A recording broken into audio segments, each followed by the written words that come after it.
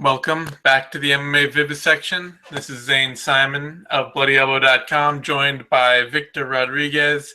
Normally it'd be Connor Rebush today, but Connor's out doing God knows what, God knows where. So Vic has decided to step in and join us. That's also why, unlike normal when we'd be doing this at like 10 a.m. my time, 1 p.m. Eastern, we're doing this at 6 Eastern and 3 my time because Vic's got like a life or some shit. I don't know. You made a child for some reason, and that just really changes the whole dynamic here. It kind of does, but he makes up for it because he's like really, really cute and stuff. So it balances itself out. Yeah, sure. If you say so. But so we're going to be talking about this UFC 201 card, Robbie Lawler versus Tyron Woodley. I am going to be an unabashed fanboy of Robbie Lawler to cap this whole thing off. So this may not be me at my most,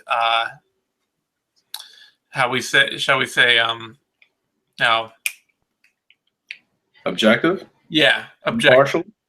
This may not be me at my most impartial or objective. Not that anybody's really all that impartial or objective, but just a warning out there.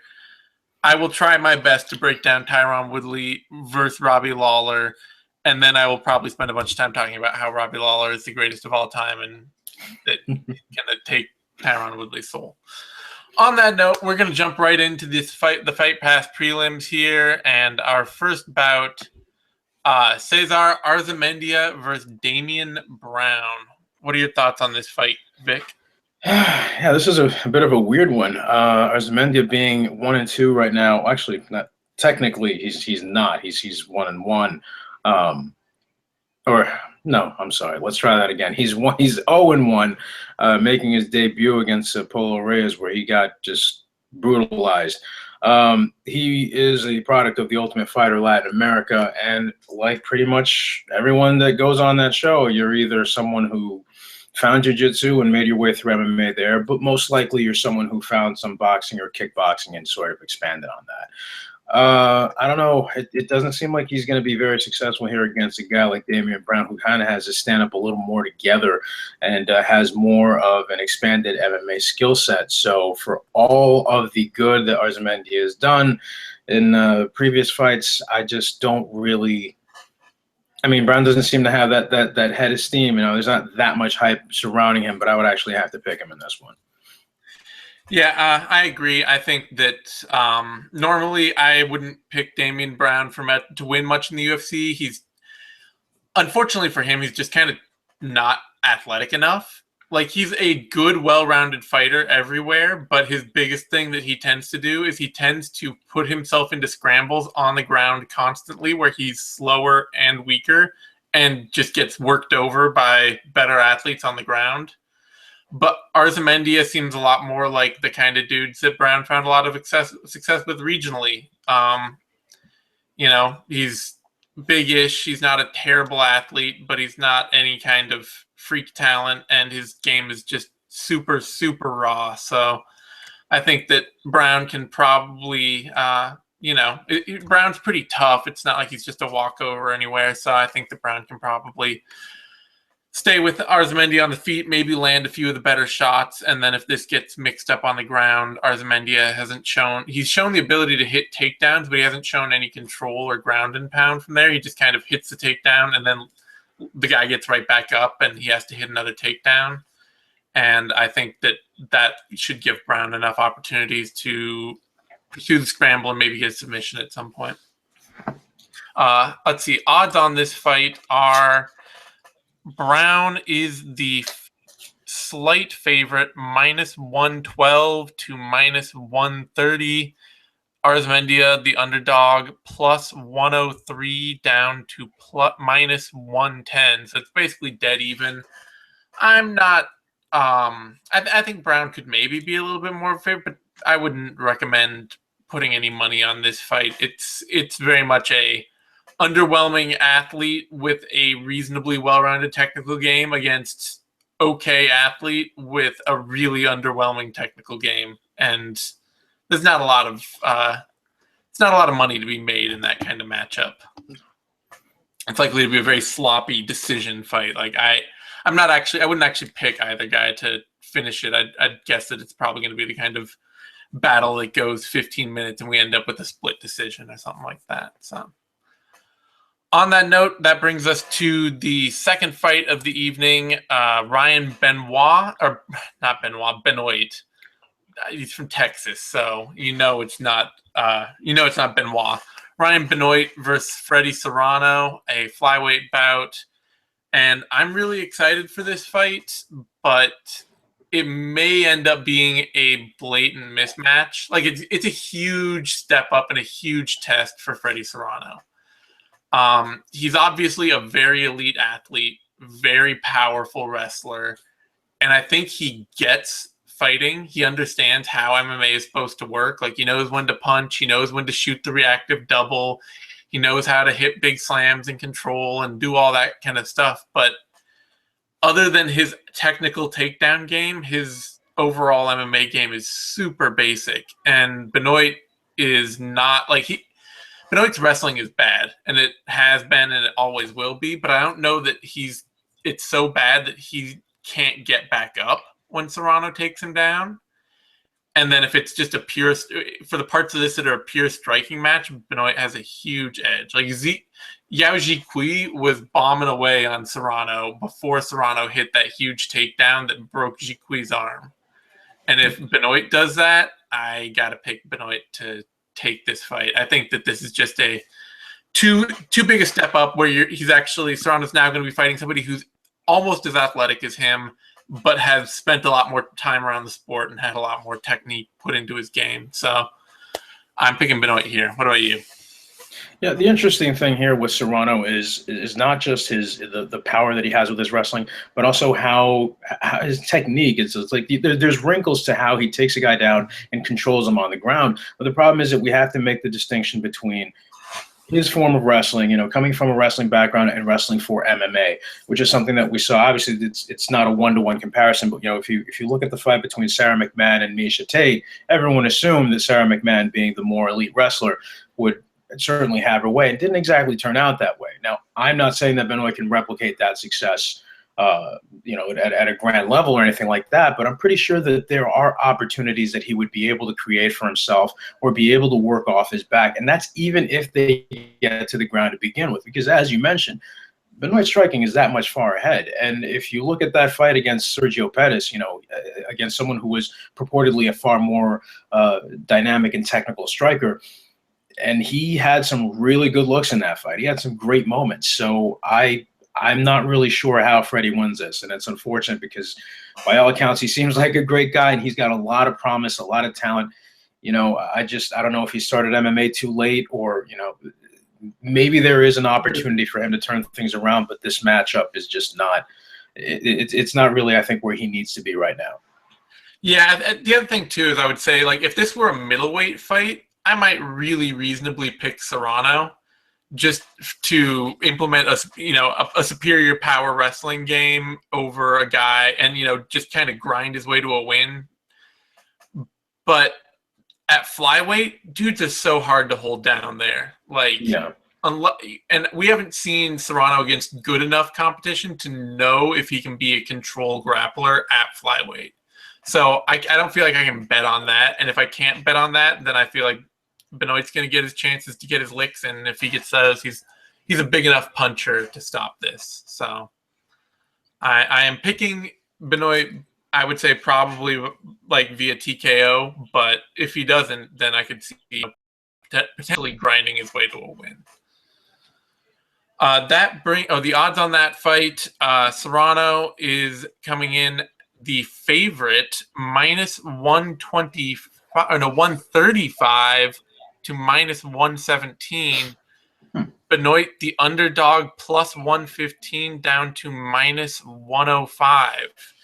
That is a little crazy to me because Benoit has he's got a long, reasonable history in MMA, and just because Ben Wen tagged him with something hard enough in the first 5 seconds of that fight to hurt him doesn't mean that he's chinny or, he's really only lost to other very good, experienced fighters.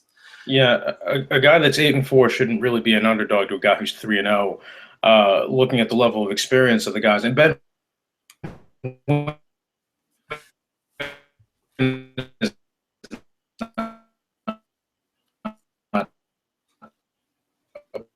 push over. We're losing your connection in that. I'm sorry, you missed that. No, I just briefly mentioned that a guy who's 8-4 and who's fought a higher level of experience fighters shouldn't really be an underdog to a guy who's 3-0. That is really weird. And Ben Wynn is a guy that can hit pretty damn hard. So that it's 3-0 too against, he lost right away on the Ultimate Fighter Latin America. So it's not like he did really well there. Seiler, who's a very underwhelming athlete, and Yaoji Kui, who's also a pretty underwhelming athlete out of China, out of another really underdeveloped MMA circuit. So I'm a little surprised that people are picking Serrano to just as a favorite, like even if it's reasonably close. I'm a little surprised by that. That brings us to the prelim headliner, Michael Graves, or the Fight Pass prelim headliner, rather, feature bout on Fight Pass. Michael Graves versus Bojan Veličković. Vic, what are your thoughts on this fight? Yeah, this is another one that's a bit of a strange matchup upon closer inspection, because Veličković, who I believe used to train out of ATT and is now at the Elevation, he's got a bit of a lanky sort of pick-apart striking style. He'll flick some kicks out there, mostly do what he needs to do to close the distance and start controlling guys from the clinch and then takedowns. He will attempt a submission or two every once in a while, but seems to preferentially pound his opponents out. Whereas Mike Graves seems to have much more of a controlling wrestling game, much more of the closer to the wrestle boxer archetype. And I'm not exactly sure how. I mean, Veličković has had some he's had some bouts in RFA and other places. He's fought some pretty decent opposition. With some of the losses have been a respectable opposition. Tim Williams, Gilbert Smith. Those are not really terrible losses for someone on the regional circuit. The only guy that I can really see like the biggest name on his record probably so far is Yuri Prohaska, and that's pretty much the extent of how that goes. Whereas Mike Graves, just one of those ATT guys who just seems to be a far more durable athlete, I guess. Not much in the way of big wins either. However, he seems to have faced much more of those sturdy athletes as well. He seems to have fought guys that are also more or less like him, that are also wrestle boxers and have that grinding style. So based on that and the fact that he can take much more of a shot, or it seems like he's a little more able to resist taking major damage, I'm going to have to pick Graves on this one. I think for me, where this fight really comes down to is just like having trust in someone's style. And Veličković is somebody that I don't I'm not sure what he's looking to do in a fight. He's got this very generalist style. He'll strike a little, he'll wrestle a little, he'll grapple a little, but he's not dominant anywhere. The biggest place that he's been dominant, frankly, in a lot of these fights is his size, especially going all the way down to welterweight. He's a 6'2" welterweight who has some good muscle on him, but he's not really a technically polished fighter anywhere. And Graves is he's just got this very trustworthy kind of workman-like style. He's going to rush you with a swarming attack, with a swarm of punches. He's going to fall right into grinding cage wrestling style.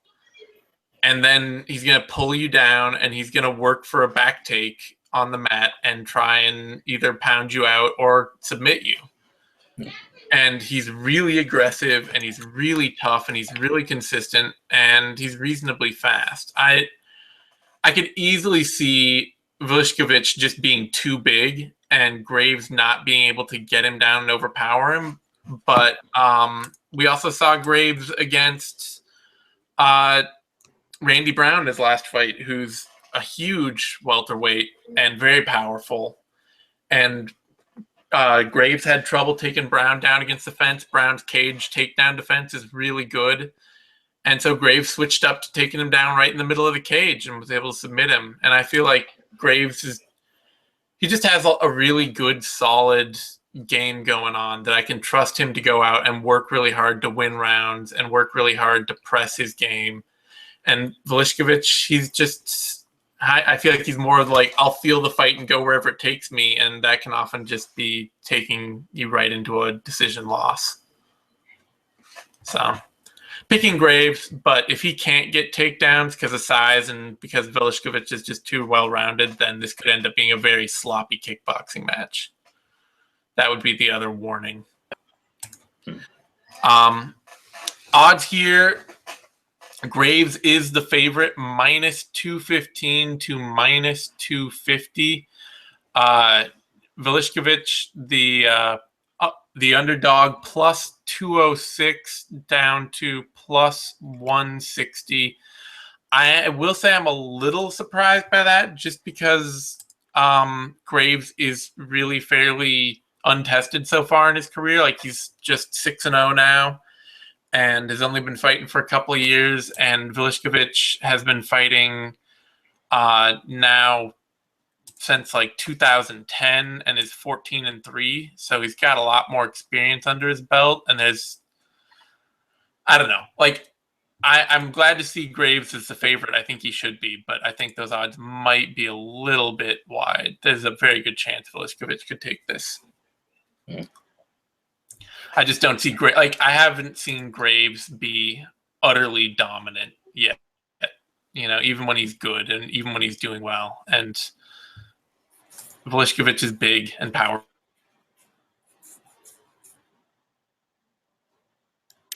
Last fight on the card, and that brings us to the prelim opener, a flyweight bout on Fox Sports, or the Fox Sports 2 prelim opener. Jesus, I'm all over the place. It's too late in the day. We can't do this again late in the day. Like, that is just totally screwed with my chi here. But the Fox Sports 2 prelim opener, Wilson Reis versus Hector Sandoval. This was slated to be, was it the co-main event? Yeah, it was slated to be the co-main event. Demetrius Johnson versus Wilson Reis. And now we have, unfortunately for Reis, like, that just kind of shows you, unfortunately, maybe the value that the UFC placed on Reis, which is like, you were co-main event because it was a title fight and it had to be co-main or main event for a title fight. But the moment that the champ is out of that fight, you're like Fox Sports 2 opener. That's a harsh reality. Mm-hmm. That is a really sad fall, and it's a very wide fall when for first placement goes. Yeah. And unfortunately, it also shows the kind of lack of depth that they've been able to build at flyweight, that they had to bring in somebody new to fight their title contender. They had to bring in a completely an unknown face to fight their potential title contender on short notice because they didn't have anyone on the roster who could do it. Yeah. Now, the guy they brought in, I will say, they probably brought in one of the better guys they could, especially having just signed every major regional champ to a tough contract. Yeah.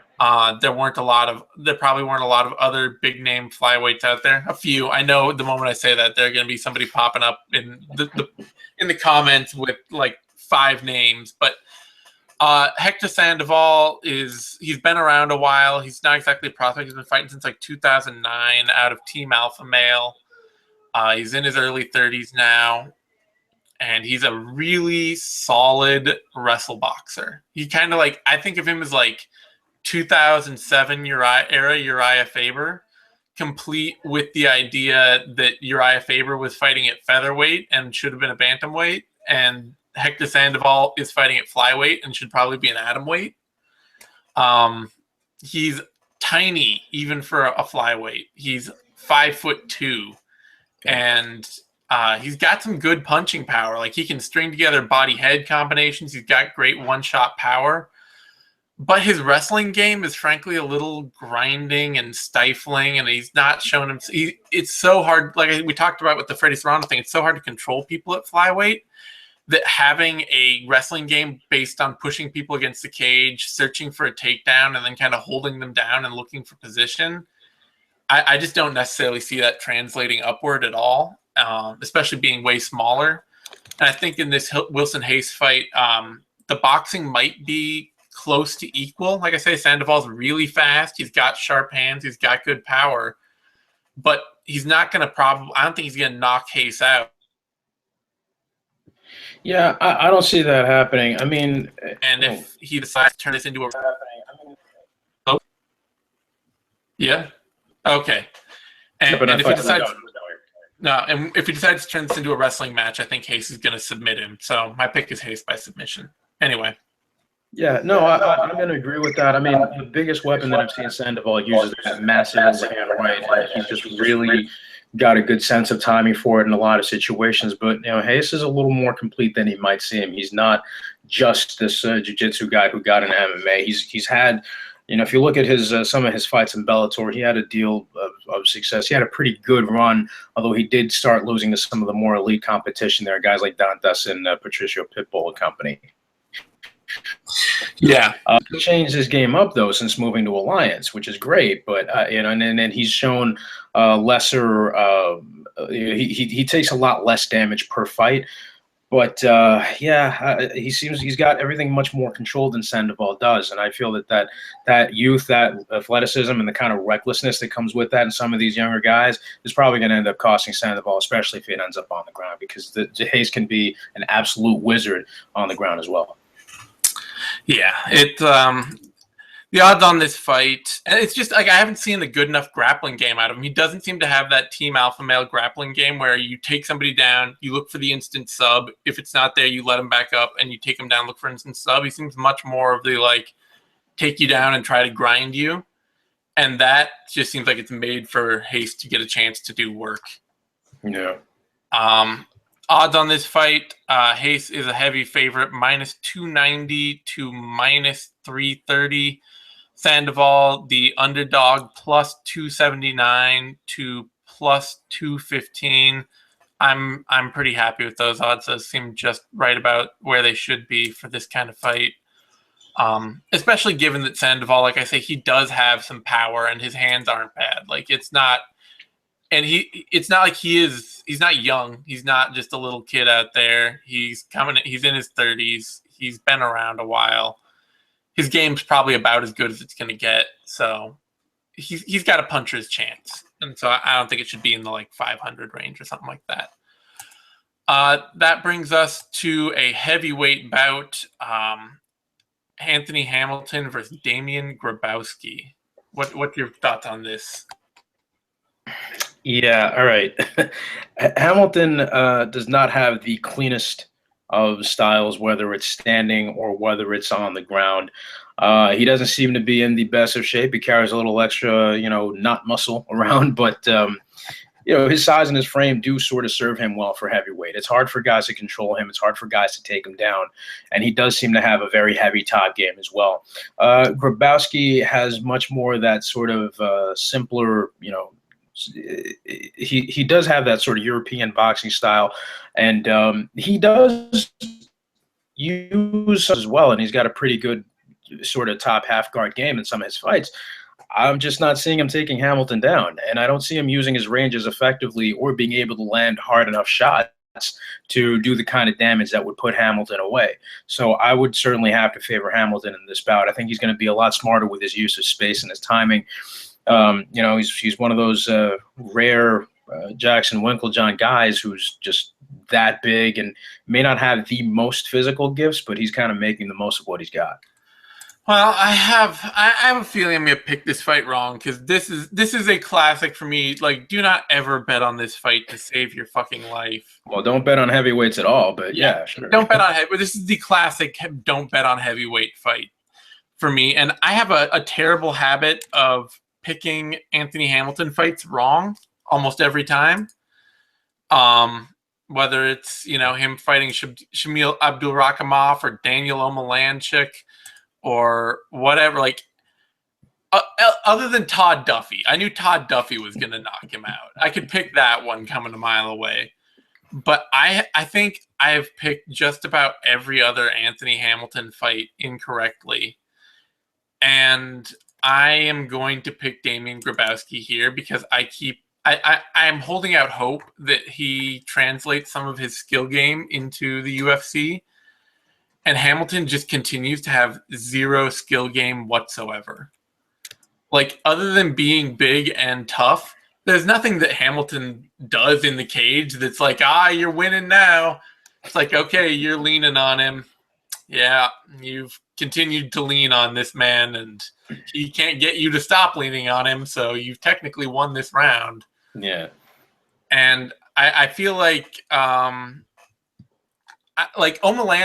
his win over Omalanchik is a great example of that, but Omalanchik is also just so ground averse and so physically small for a heavyweight that I feel like Grabowski at least has, he's more well-rounded than that, to the point that I think he's tended to be Grabowski's tended to be a good inside boxer, and he's tended to be a good top grappler, not a good bottom grappler. But I just feel like he's well-rounded enough in the same places that Hamilton is that he can be more technical in the kind of infighting, grinding clinch game that Hamilton wants. So I'm going to pick Grabowski, but for God's sake, don't bet heavyweight fights. Just don't. Don't. Hamilton is the favorite here, which is fine. He's actually won fights in the UFC before. That is not something Grabowski has done. He is the favorite -125 to -140. Grabowski, the underdog, +118 down to +105. That's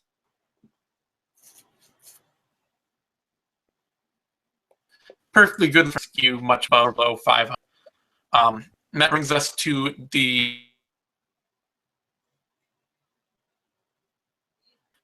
prelim cone, that any kind of title or to extol the virtues of, but there you have it. Ross Pearson versus Jorge Masvidal, or George Masvidal, it's Jorge Masvidal.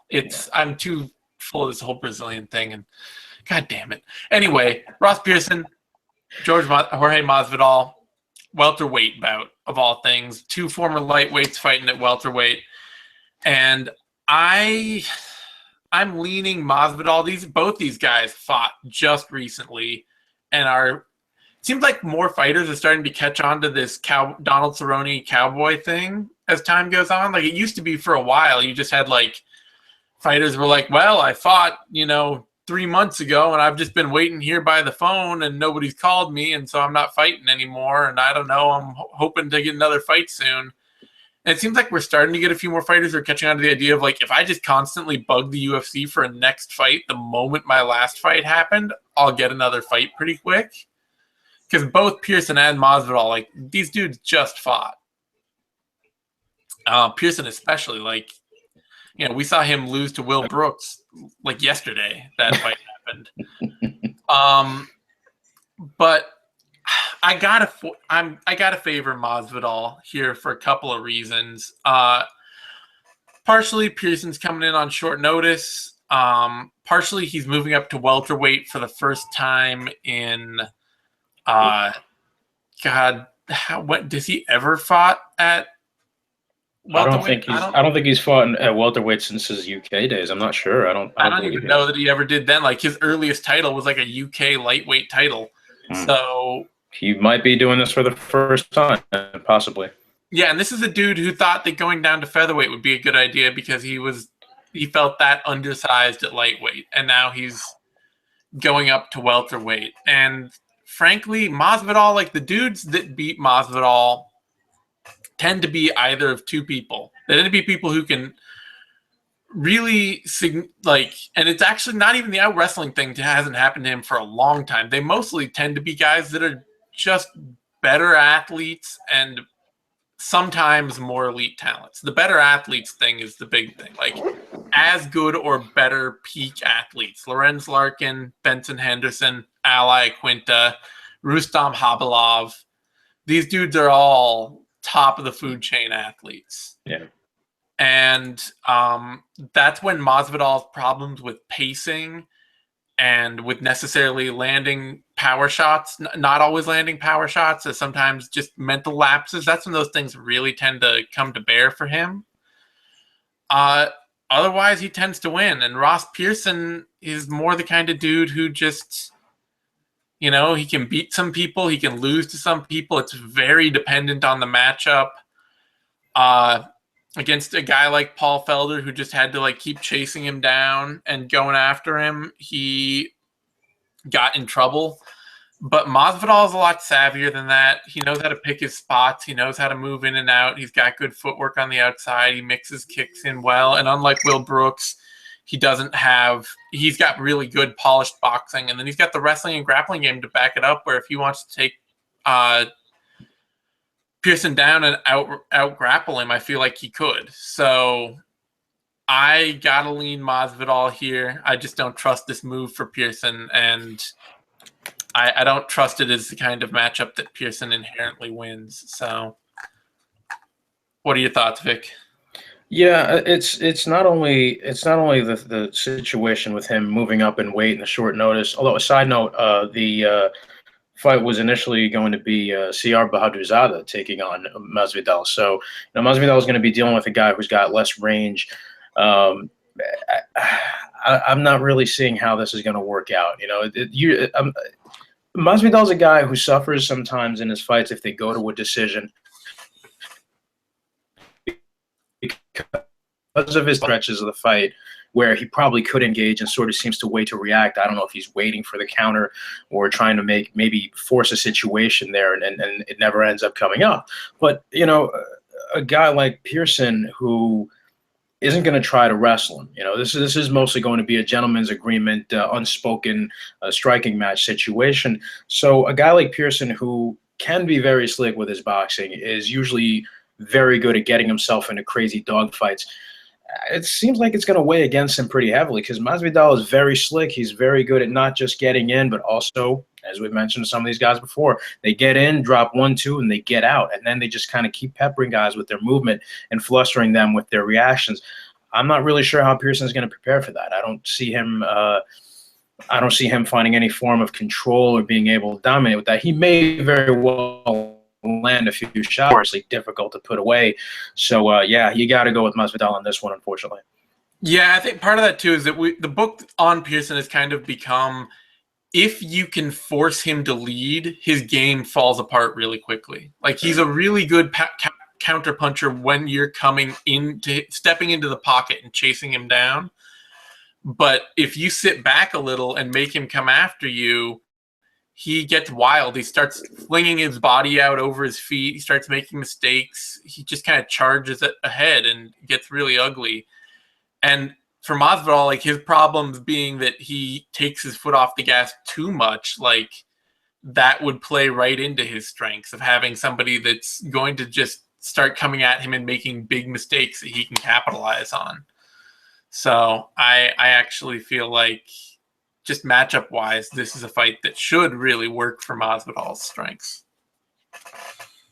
Odds on this fight, Ross Pearson is the underdog, plus 206 down to plus 175, or 160, actually. And Masvidal, the favorite, minus 220 down to minus 240. I think those are solid odds, frankly, because, like I said, you look at Masvidal's recent losses, they're kind of all to, like, either very elite talents or very elite athletes. And for Pearson, he's got losses to guys like Francisco Trinaldo and Evan Dunham and, that terrible Diego Sanchez loss. But mixed in with his Will Brooks and Ally Quinta losses, like, he's just taking losses to bad style matchups. It's not necessarily that you have to be the better athlete to beat him, or that you have to be the more well-rounded, skilled fighter everywhere. You just kind of have to have the right style to beat Ross Pearson. I'm sorry, quick question here. That's it for the prelims then? After that's the main card? Because I think we might have skipped the prelim. Prelim. Oh, okay. All right. I said the prelim co-main event. So. I threw everybody off on that. The prelim main event, and really the people's main event of the night. Next up here, Nikita Krylov, Nicky Thrills, taking on Ed Short Fuse Herman. What are your thoughts on this? So many thoughts. So many thoughts. How am I going to go against the god, Nikita Krylov? Ed Herman moving back up to light heavyweight is, it's an interesting choice, I guess. Maybe this combination of the IV ban and the early weigh-in and all that, maybe him getting a little up there in age might have influenced this decision, and I don't think it's necessarily a bad one. I don't think he was one of the biggest middleweights, but he wasn't. He's not a terribly small light heavyweight either. No. And even though he does have that sort of patented Team Quest wrestling pedigree behind him and all that, he seems to rely more on his striking to make that the wrestling game sort of to kind of transition into that a little later on in the fight.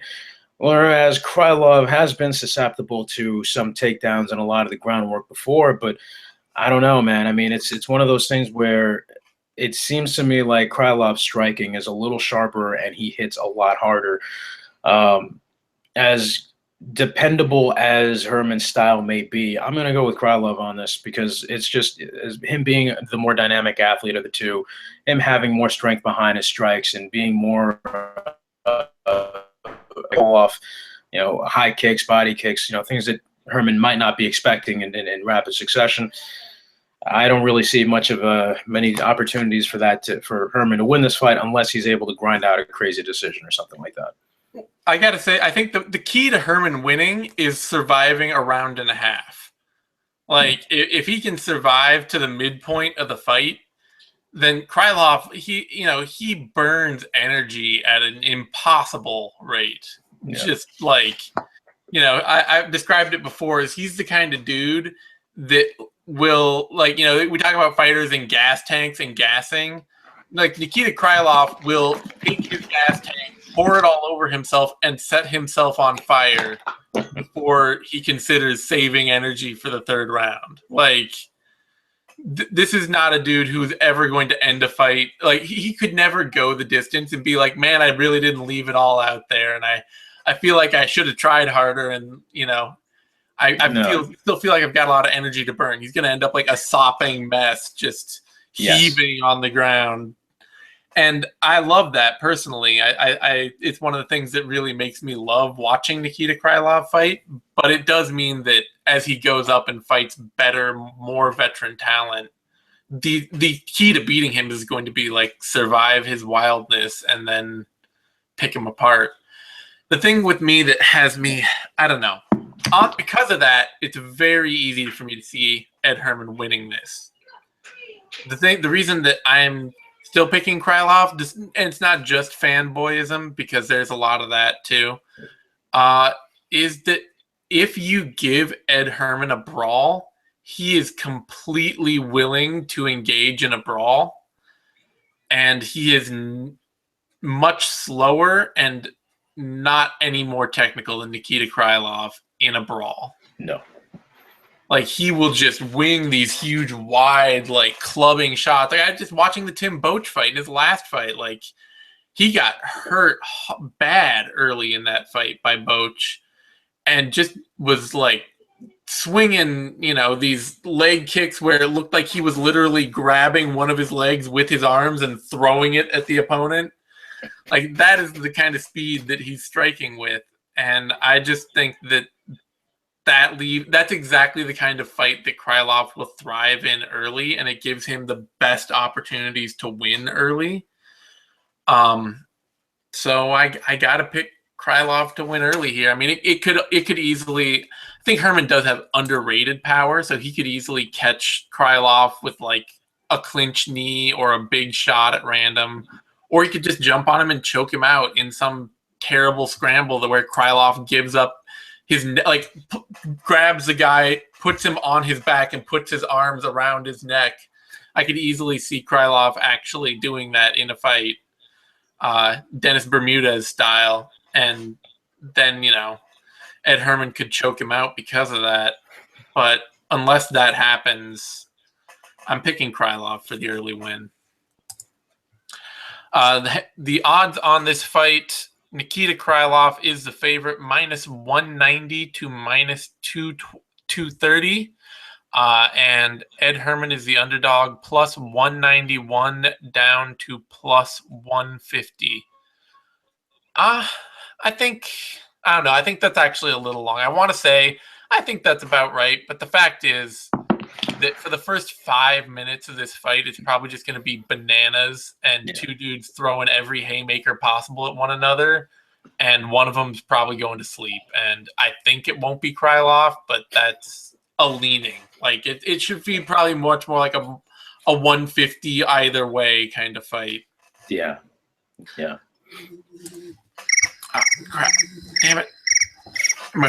This was supposed to work better. I'm trying to like shorten everything up for those viewers who may have complained in the past, but now my phone is like actually jacked. All right. That aside, that brings us to the main card, the pay-per-view card, and the pay-per-view opener, Ian McCall versus Justin Scoggins.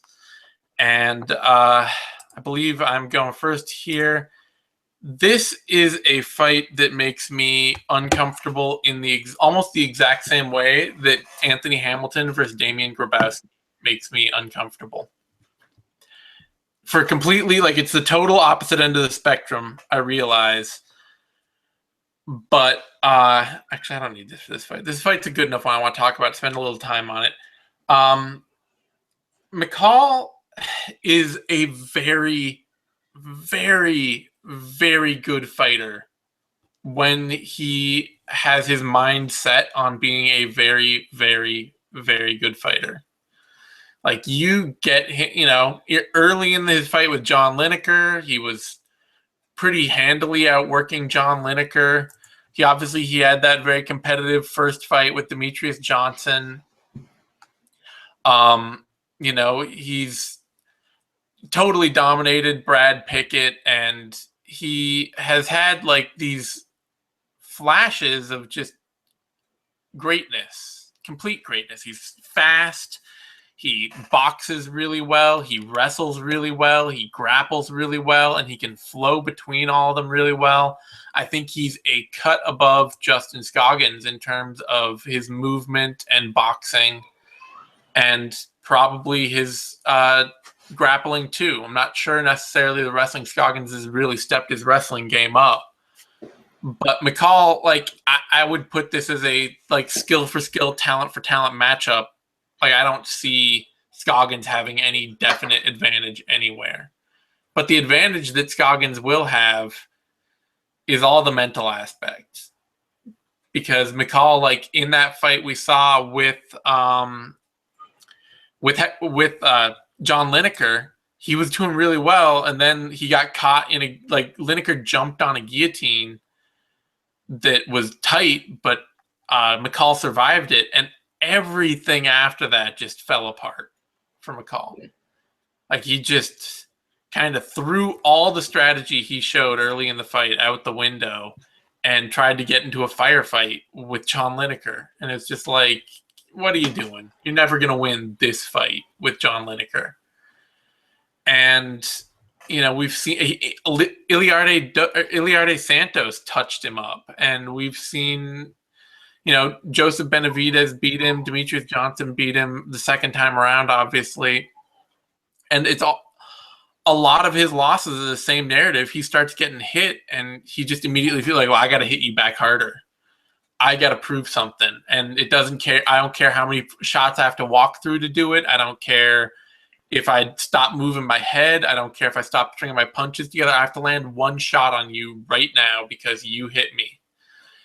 And when he gets into that mindset, it's hard to pick him over another good fighter with momentum. And I think that Scoggins right now is better than Brad Pickett, is better than Iliarde Santos. He's not as good as John Lineker, perhaps. Maybe not as, certainly not as good as Benavidez or Demetrius Johnson. But I think he's at a level where he could take this one, especially having not seen McCall in the cage for a year.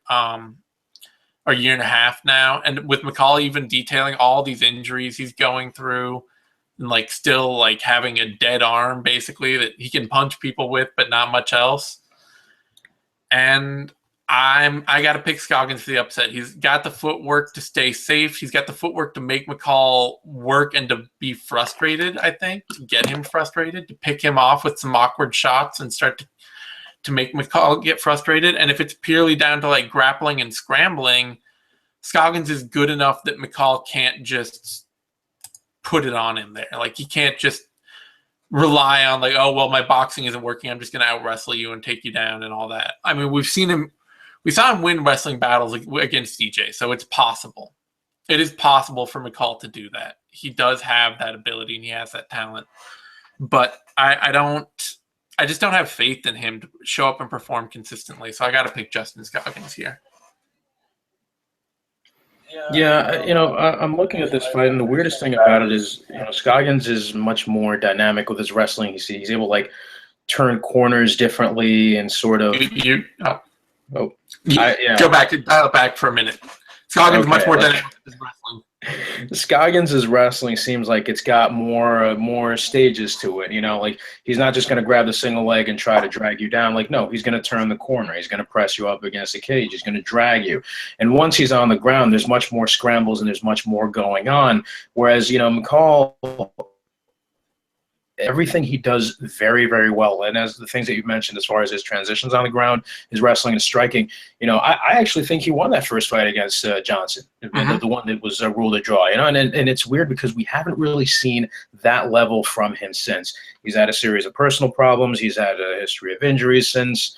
And it's like everything seems to have fallen apart. And a lot of what you mentioned as far as that sense of urgency that is maybe self-created once he starts taking a bit of damage. Like, no, I have to do something bigger now.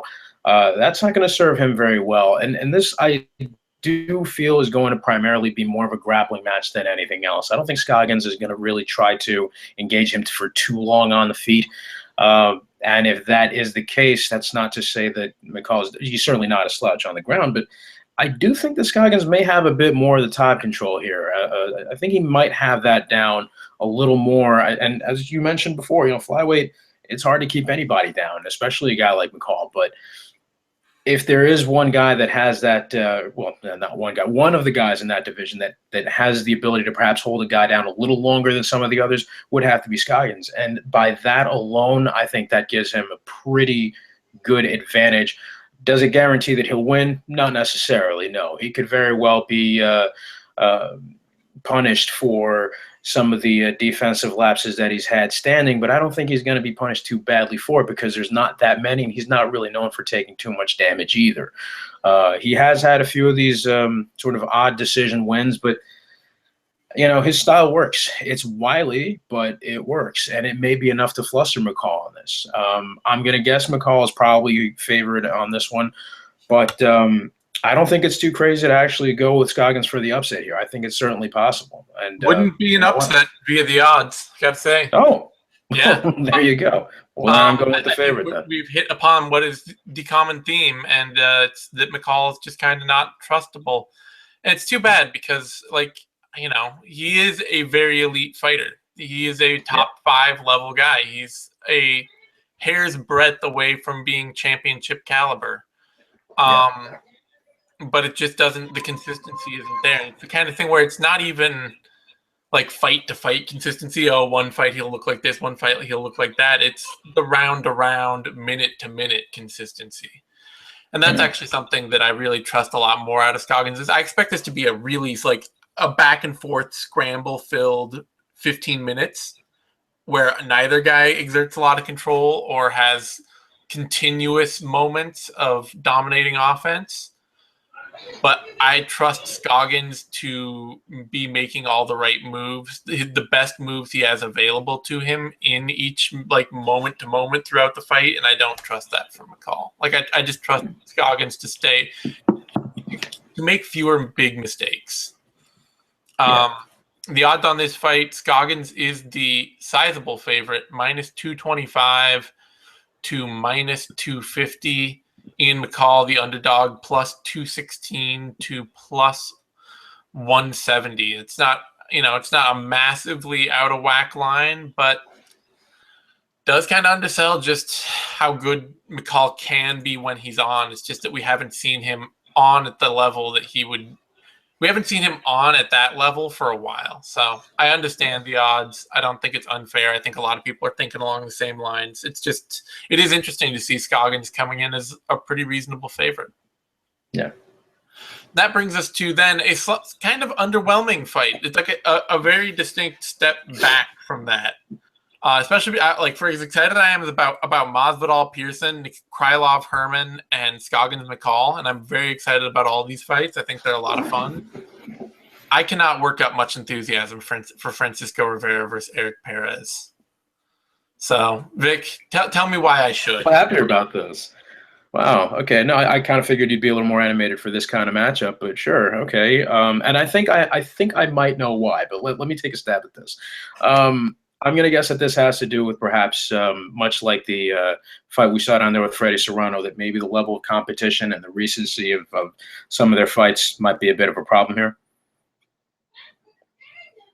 here. Yep. I'm the one that really matters here. Oh, you're back. Okay. So all right. There we go. Why might I not be enjoying this? No, I think it might have to be like the Fredy Serrano thing, the sort of maybe recency of their performances. Maybe you're just not too thrilled with the way that they've been competing and how they stack up now. Maybe you think that there might be a bit of a mismatch. I think maybe we'll find out. It's probably not that. Okay. All right. Yeah. Well, look, Érik Pérez is very, very good at sort of being a very active athlete and sort of applying the pressure in certain spurts. He's got serviceable stand-up. He's got really fun grappling and scrambles, a very good position-to-position movement, whether that means, striking to pass the guard or, moving from top half to full mount and doing things like that. His movement is pretty good. The thing is, he's going to be dealing with a guy who fights heavier, and who's also got far better defensive wrestling. I'd probably argue better offensive wrestling, and who also hits pretty damn hard. Not only that, his boxing is also pretty clean, and he seems to have a fair degree of accuracy, even still later on in some of his fights. So in this bout, I'm going to have to favor Rivera here, just based on the fact that there are, again, more avenues for victory. And yeah, that's pretty much that. Yeah, I have a small worry that Rivera may be the kind of guy who like falls off a cliff quickly. I don't know if it'll happen in this fight or not. Well, it just seems like I guess I have doubts because Rivera is one of those fighters that I feel like he turned a very definite corner in his career, where early on he was just this kind of power punching mediocre brawler, and then he turned this technical corner, but it's never really shown through in the actual results of his career. Like, I see a better fighter in the cage, but that better fighter is 1-4 in his last 5 bouts, And albeit that's to some very good competition, Lineker, Faber, Mizugaki, Pickett, but he should have won that Pickett fight. He should have, and it's the kind of thing where I kind of would expect him to be the kind of guy who beats Mizugaki. And that brings the question to where do I pick right now? Because it came with a lot of athleticism, a lot of like, oh, this is the future, a young kid who's starting MMA from scratch and is going to put all these tools together, and he's with a major camp out of Jackson Wink, now Alliance, because he came up with Jackson Wink, right? I believe so, or at least, at the right part of his career, shortly after. So, he's coming up with Jackson Wink. He's got the physical tools. We're going to see just this great depth out of his game. He's going to be amazing. And it's been like 8 years now, and he kind of feels like the same fighter he was back in 2011, 2012. Like, he throws a couple, and he'll throw like a 1-2, then go drive in for a takedown against the fence, and then work an okay top.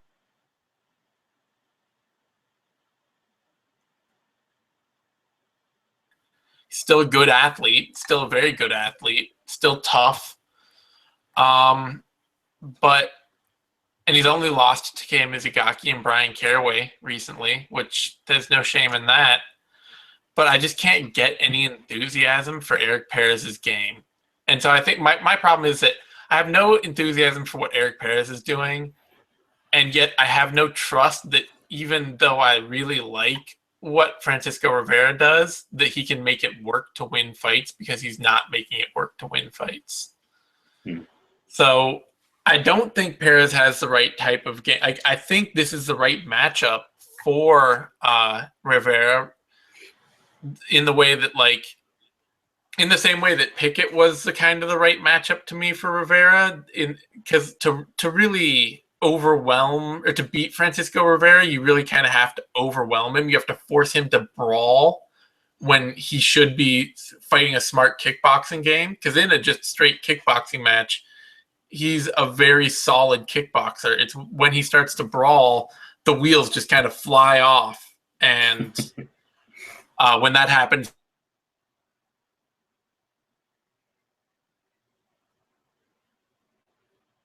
I don't think that Pérez can force that out of him. So I think he can beat Érik Pérez, stuff the takedowns, be the better kickboxer. But I don't have a lot of faith in it. I'm picking Rivera, but not happily. Pérez here is, in fact, the favorite. I'm fine with that. Rivera cannot buy a win these days. Minus 135 to minus 175.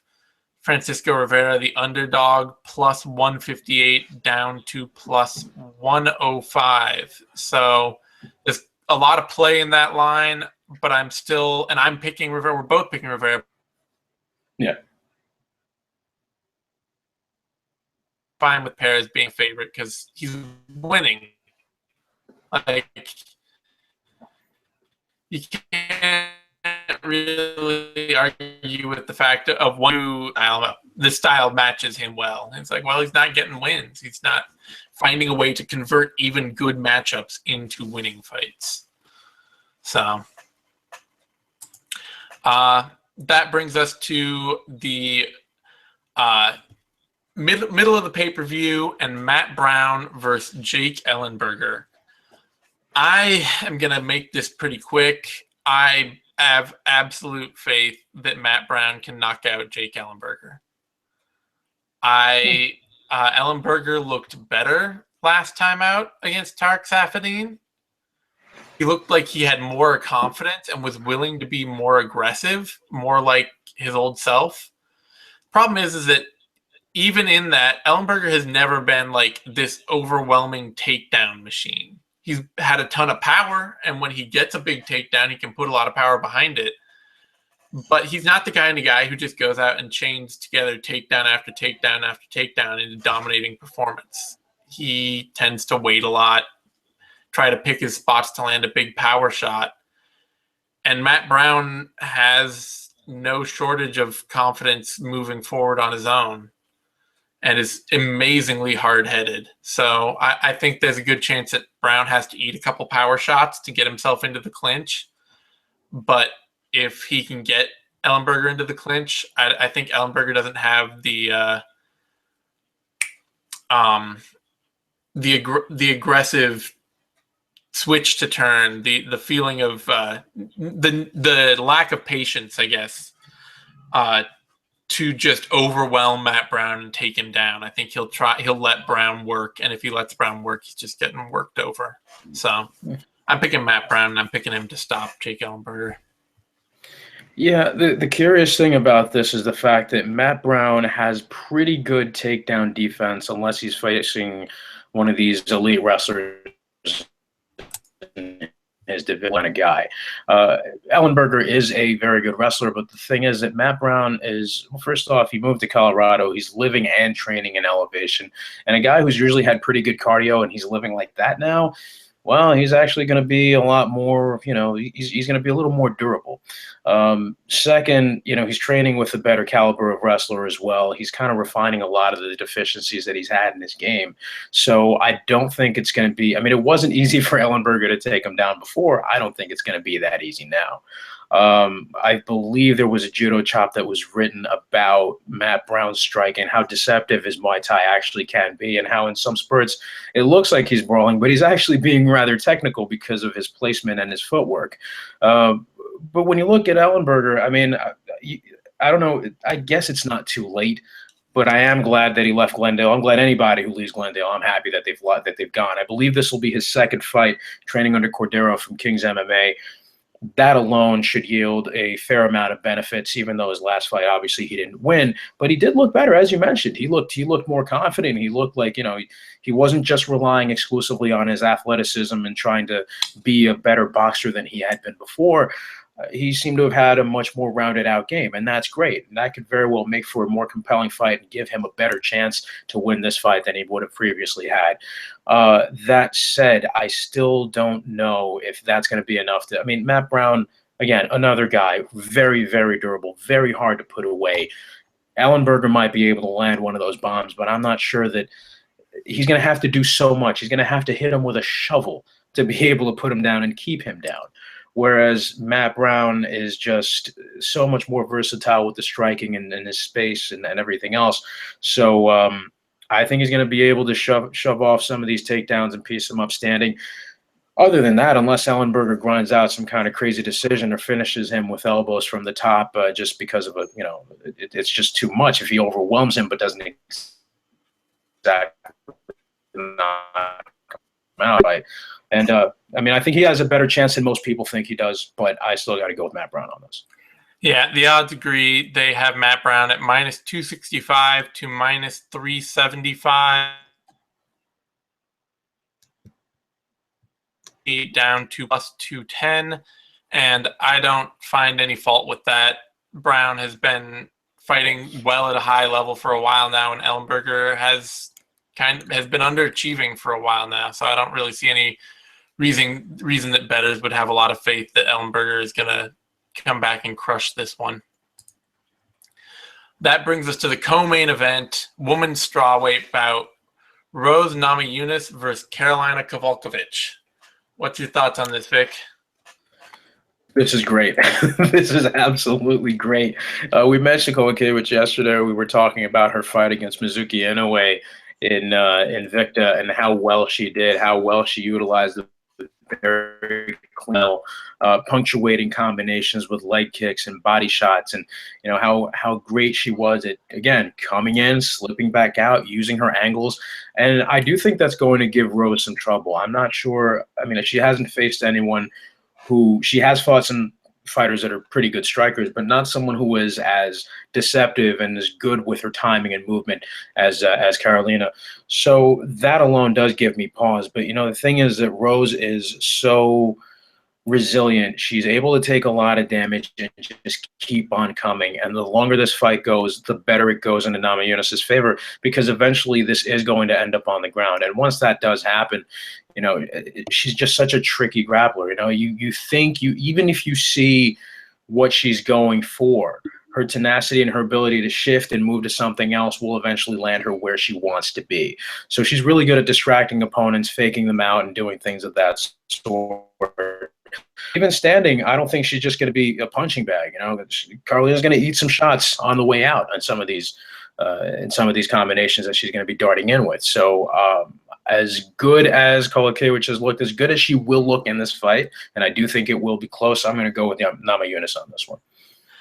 Yeah, this fight's going to answer a big question for me, which is frankly that Rose Namajunas has looked her worst in fights. Well, okay, other than the Carlos Esparza fight where she just fought a dominating, controlling wrestler. Namajunas' toughest, most difficult fights have been against high-volume kickboxer Tecia Torres. Those two fights against Torres have been the fights where Namajunas was least able to implement her game. And Kowalkiewicz is definitely a high-volume kickboxer, but she's just not nearly the athlete that Torres is. She's not as fast or as powerful.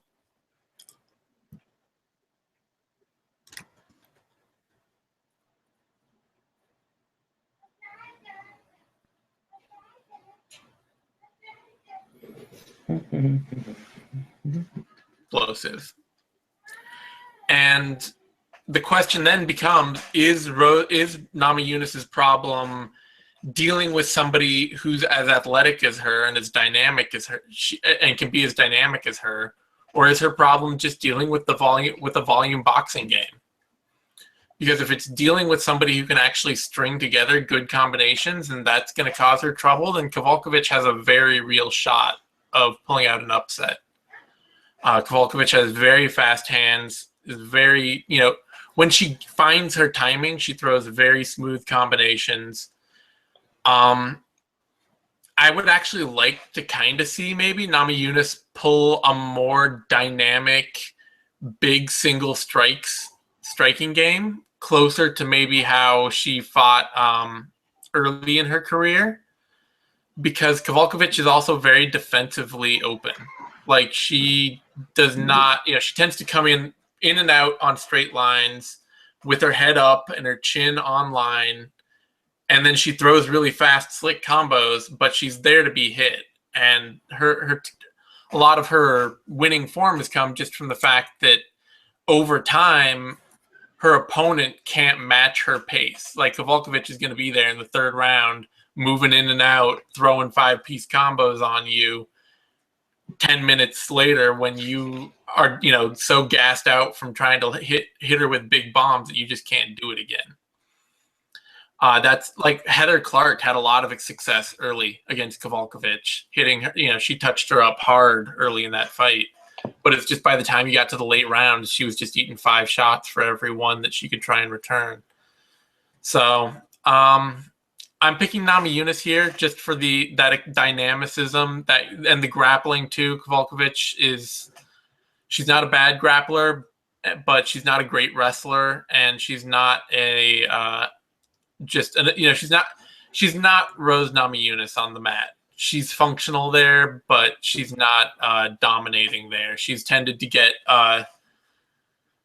most of her submission wins have tended to come against much less experienced competition or a much lower level of competition, whereas Namajunas has been able to put on some really solid performances against very good fighters. Yeah. So I'm picking Namajunas here, but this is going to ask her to look at her Tisha Torres fight, which she barely won last time out, and say, like, what did I learn from this? How can I solve these problems better of facing somebody who can string together a combination kickboxing game against me? Because if she doesn't, then she could end up, like Torres hurt her early in that fight, rocked her, and Kowalkiewicz, Namajunas can't go out getting hurt or rocked badly against every decent striker if she's aiming at eventually fighting Joanna and Jacek. They can't happen, No. So she's got to look at how can I solve this problem, and she's got to, I hope she puts on a really good performance against Kowalkiewicz and shows that she's ready for a title shot, because she's probably going to be lined up for one if she wins this fight. I assume the winner of this is getting that shot. Yeah, it's going to be a matter then of how she can do. That's another question for another day. That's an interesting one. It's another, but it's this is part of the question that she needs to answer in order to even compete in that fight. Yeah.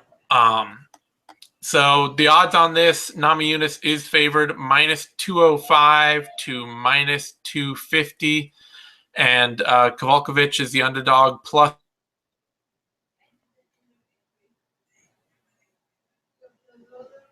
I think that Namajunas should have a better chance of winning, but I'm actually okay with those odds because, like I say, I've seen Namajunas have trouble with a volume striker that can be more technical than her, that can really put together combinations against her. So it's reasonable. It's not like, I think I would still say maybe, like, I think that Namajunas still feels like a safe bet at those odds, but it's nothing outlandish. I don't know. I don't bet, so that's just I'm talking like nickel increments. That's all I can imagine, because I hate losing money and I can't take it. Like, I would much rather not lose $20 than I would win 100, which, as stupid as that sounds, is just the way I am. And that brings us to the main event, championship fight between Robbie Lawler and Tyron Woodley for the welterweight strap. And let's see.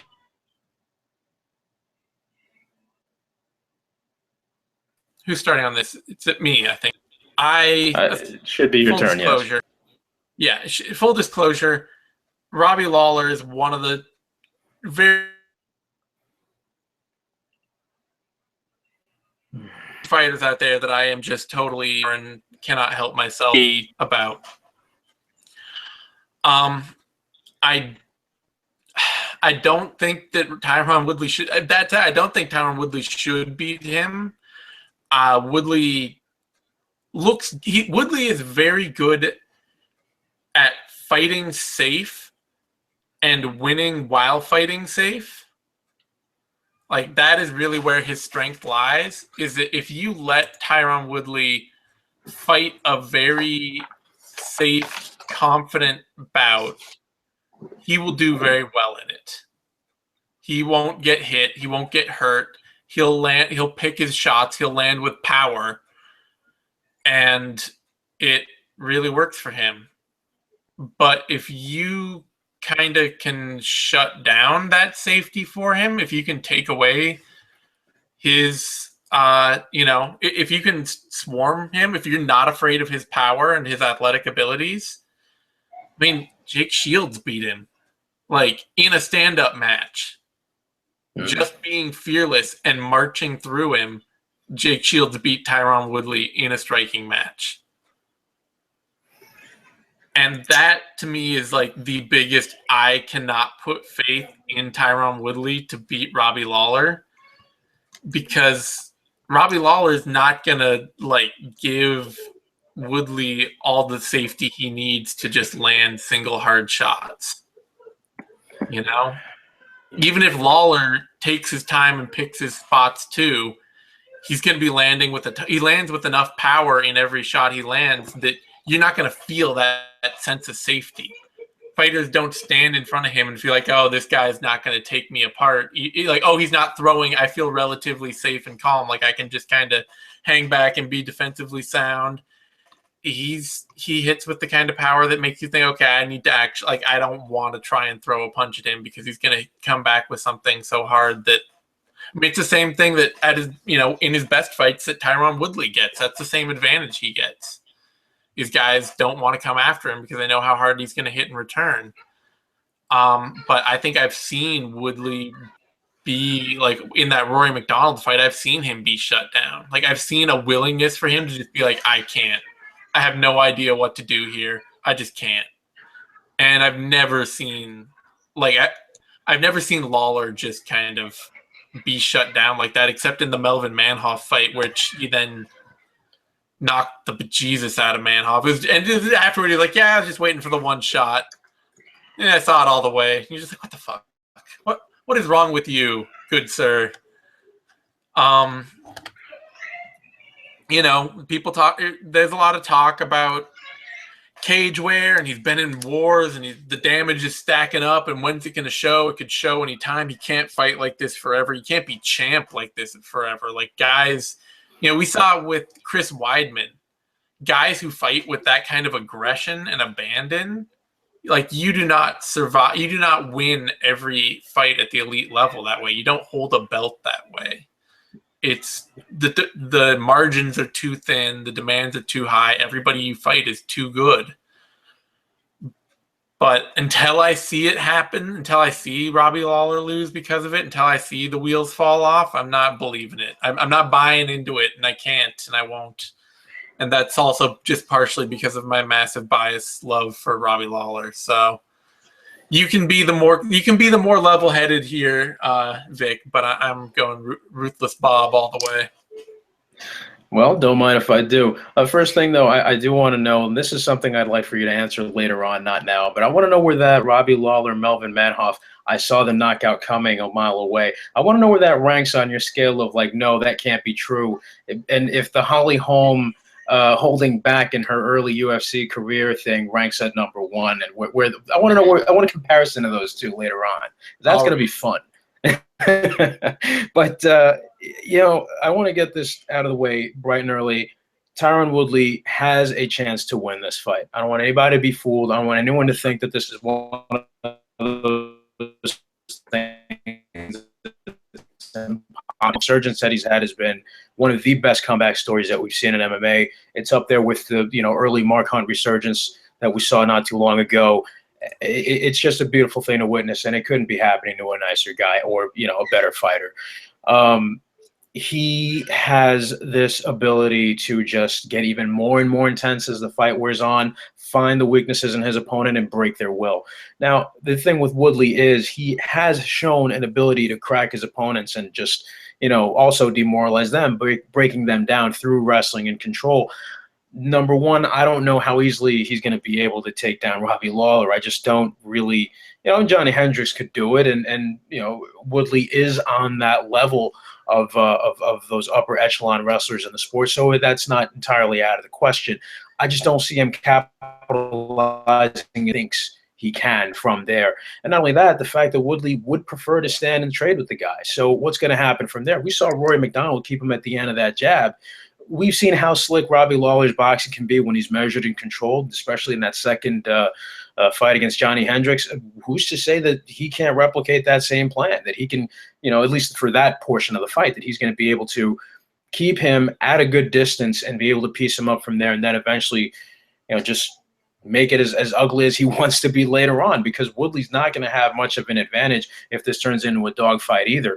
So I don't really know how that's going to work. I see the conditioning work that Lawler's been putting in, and he's got trial that he's been working with too as of late. So I just Woodley has, he's got a better chance than most people think, but his opportunities are very, very limited. It's going to have to come through a lot of control. I don't see him, unless there's a degree of cumulative damage that's finally now going to be Robbie Lawler's downfall, and Woodley's able to capitalize on that. I don't really see him putting him away with strikes. It's just a very strange thing for me. I don't see him going for submissions either. So, unless he knows something we don't know, he seems to have that attitude that some of these guys have, where they come up and they're like, "Hey, I'm just happy to be here." That sort of Fabricio Verdum happy-go-lucky attitude.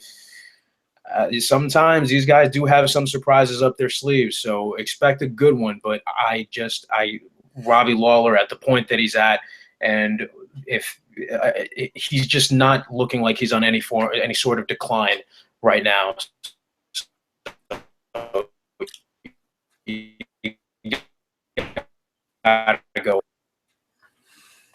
So there's a couple of things I want to add to this. First of all, of note, of some importance, is that somewhere in between around the second Johnny Hendricks and Rory McDonald fights, Lawler did lose his primary boxing coach, I believe. No. And there was some remark, especially in the Condit fight, that a lot of his jab was gone in that fight. Like, he just was not using it at all. And there's some questions about it, is losing that coach going to be bad for his boxing game? And is his boxing game decline? If his boxing game is worse, that is just it's another notch in the danger of him fighting with the reckless aggression that he does. But that aside, I will cry. This is part 2. If Tyron Woodley beats Robbie Lawler, nothing against Woodley, but not him. It's like the Jose Aldo Conor McGregor thing, except that I had no dog in that hunt, so I really didn't mind who won either way. This is like that for me, where it's just not that guy, not Tyron Woodley. Nothing against him. It just, I don't know. It wouldn't feel right. I will also say too that I had another point. I forgot what it was now. Never mind. Either way, the odds on this fight, let's get to the odds before I just forget myself completely and wallow in the idea of Tyron Woodley knocking out Robbie Lawler. The other thing was that Woodley just is not, he doesn't work in much volume. He does not work at a kind of pace that makes me feel like, oh, well, even if he's not knocking, even if he hasn't hurt Robbie Lawler with a single shot, that he will then win rounds through pace and volume. That would be the other thing. Like Lawler solidly does a great job taking rounds when he can. Like he's never gonna let a round slip away because he didn't do enough work. Yeah. Well, I mean, I'm glad you put that out there because I really, really want to root for Woodley now just out of spite because that's just a brilliant fight. I know. I love it. Yeah. I'm rooting for chaos. You know how it is. I know. Don't do that to me. Woodley is the underdog, plus 135 to plus 120. Robbie Lawler is the favorite, minus 142 to minus 165. This could be maybe some gamblers know something I don't. I think those odds are close, but this can also be a thing where like the longer Robbie Lawler is champion, unlike a lot of champs, the longer they're champ, everybody eventually is like, okay, whatever, Demetrius Johnson, I don't care if he's fighting Joseph Benavidez again, that's minus 1,000 odds. DJ is never going to lose, and we can all bank on that. But I have a feeling like the longer Robbie Lawler is champion, the closer his chances of retaining the title come to zero.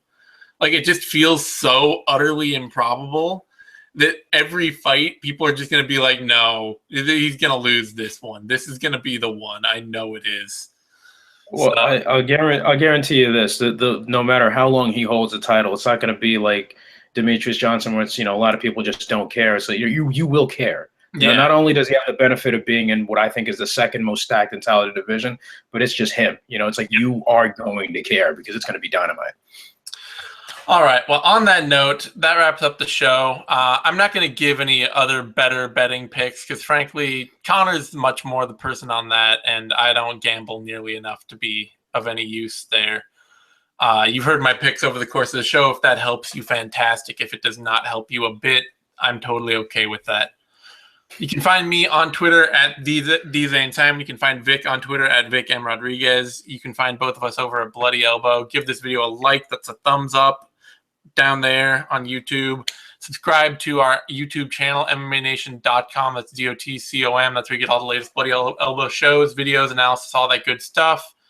We'll be back next week with what's the card next week? Next week is UFC Fight Night, Salt Lake, Rodriguez versus Caceres on August 6th with Vivisection, If I Did It, Care Don't Care, Knuckle Up, all our normal shows. So stay tuned for all that. Thanks everyone for tuning in. We'll see you next time.